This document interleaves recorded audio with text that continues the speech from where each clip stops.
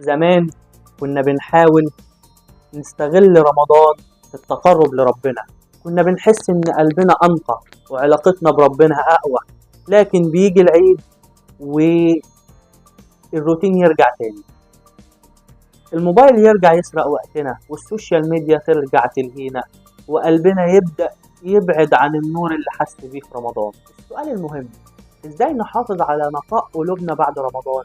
ازاي ما نرجعش تاني لدوامة الانشغال الرقمي؟ في الحلقة دي هنتكلم عن 3 عادات رقمية بسيطة هتخليك تحافظ على نقاء قلبك حتى بعد ما يخلص رمضان. اهلا بيكم في الحلقة الأخيرة من روحانيات رقمية. اول حاجة، قلبك زي الزرع ما تسيبوش ينشف. ايمانك في رمضان يزيد لانك كل يوم بتسقيه بالصلاة والذكر والقرآن والعبادات، لكن لو وقفت فجأة قلبك هيعطش ويبدأ ينشف ويموت. تخيل زرع في بيتك بتسقيه كل يوم في رمضان وسبته فجأة، أيوة هيدبل ويموت. أهو قلبك زي الزرع برضه، لكن الحل بسيط، حدد عبادات يومية بسيطة ويفضل مداوم عليها حتى بعد رمضان.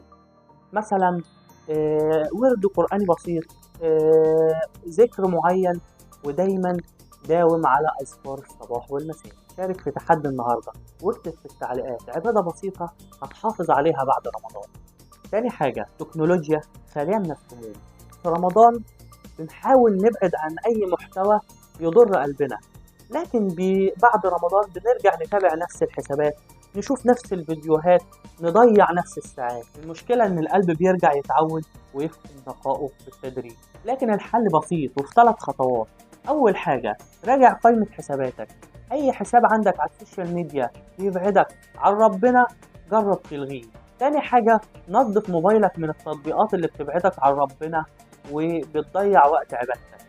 ثالث حاجة، استبدل السوشيال ميديا بمحتوى يفيدك، جرب تتابع بودكاست ديني، فيديوهات دينية، أو حتى تقرأ كتاب يفيدك علميا أو دينيا.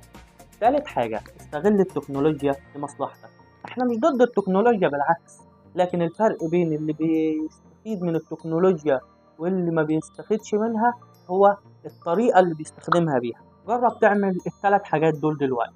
أول حاجة، استخدم تطبيقات تذكرك بأوقات الصلاة والذكر. تاني حاجة، تابع قنوات إسلامية تفيدك. ثالث حاجة، حدد وقت معين للسوشيال ميديا وما تخليهاش تسحبك عن الطاعة والعبادة. يلا دلوقتي حالا شارك في التحدي ونزل تطبيق يساعدك في التقرب لربنا. أخيرا، رمضان مش مجرد 30 يوم، هو تدريب لقلبك عشان تعيش بروحانيات طول السنة. السؤال ليكم، ايه العبادة اللي ناويين تستمروا عليها بعد رمضان؟ اكتبوا اجاباتكم في التعليقات وشاركونا تجاربكم على هاشتاج روحانيات رقمية. ما تنسوش، القلب اللي نور في رمضان يستاهل تحافظوا عليه.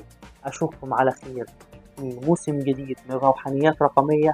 حقيقي كانت رحلتي معاكم رحلة مميزة جدا، واتمنى اكون قدرت اساعدكم تستخدموا التكنولوجيا صح في التقرب لربنا في رمضان وبعد رمضان كمان.